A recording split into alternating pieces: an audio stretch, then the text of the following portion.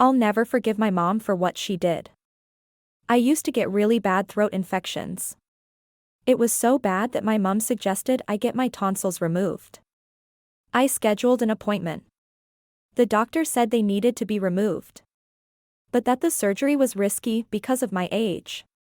The thing is, the risk is higher for older patients because the wound is also going to be bigger. I'm 21.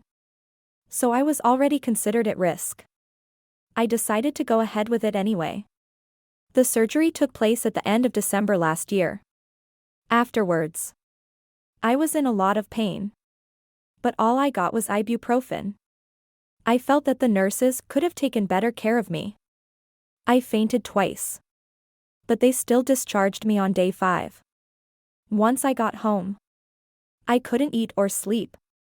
Just to give you the background, every medical professional told me and my family that if I tasted blood at any point in my mouth, I'd need to call an ambulance right away. On day 4 at home, at 3 a.m., I started swallowing blood. Just picture this: you've been thirsty for 3 days straight, and then someone hands you a water bottle. That's how I was basically drinking blood. I ran to my mom and asked her to call an ambulance. My mom, who is a retired nurse, told me to stay calm, put an ice pack on my neck to stop the bleeding, and go back to sleep. I did as I was told because I trusted her. 3 hours later, the blood returned. Even worse this time. I was panicking and begging my mom to call or do something because I couldn't speak clearly at this point. My mom called a local doctor. After explaining what had happened, the receptionist told my mom to call an ambulance right away. My mom hesitated and said we'd drive ourselves to the hospital to avoid disturbing the emergency responders at this early hour. I was just glad to see that something was happening. So we drove to the hospital. When we got to the emergency room, they sent me to a room right away. A doctor came in after me. My mom sat down in a corner of the room while the doctor examined my throat. They started to drain the blood and blood clots that had formed. The doctor left the room to get the head doctor of the department. I was pretty panicked myself, and it was clear that the doctor was too. At that moment, my mom stood up, gave me my phone, and told me she had an important appointment and had to leave right away. It's a Saturday. There were no appointments available. As my mom was leaving, the 2 doctors came back. The senior doctor quickly assessed my throat and immediately recommended surgery. At this point, I'm pretty freaked out. I'm still swallowing blood and now I'm signing my life away because they said I probably need a blood transfusion. As I'm signing all 8 pages with a detailed description of how I could die in the next few hours, my mom turns off her phone so I can't even call her. I was taken to the operating room and everything went well. When I woke up, I was alone. There was no one there. I needed to have my stomach pumped and receive a blood transfusion. My surgeon told me later that if I had waited an hour longer, I would have died. My mom never apologized or took responsibility for her mistakes. I know I could have called myself in the early hours of the morning, but I thought I could trust the one person I thought I could trust. I feel like I've made a mistake and lost my mom that day.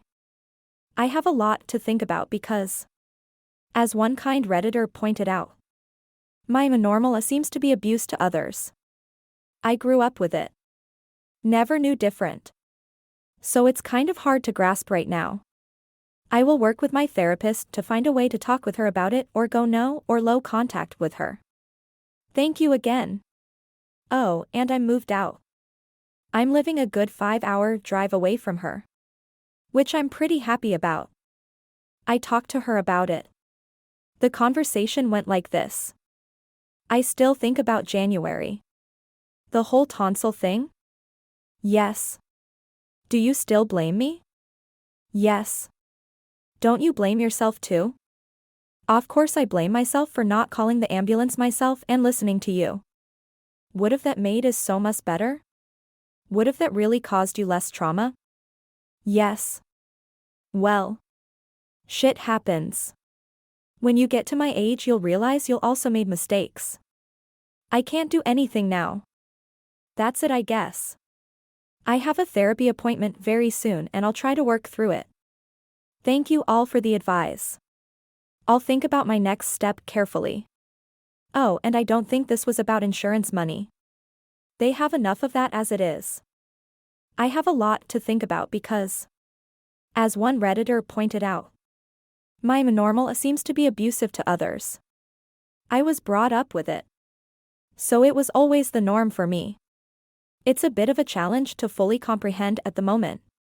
I'll work with my therapist to figure out the best way to talk to her about it or decide whether to go no contact or low contact with her. Thanks again for your help with this.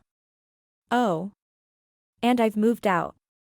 I'm living about 5 hours away from her, which I'm pretty happy about. I discussed it with her. Here's what happened in the conversation. I still think about January. The whole tonsil thing? Yes. Do you still blame me? Yes, she replied. Don't you think you should blame yourself too? Of course I blame myself for not calling the ambulance and listening to you. Would that have made things better?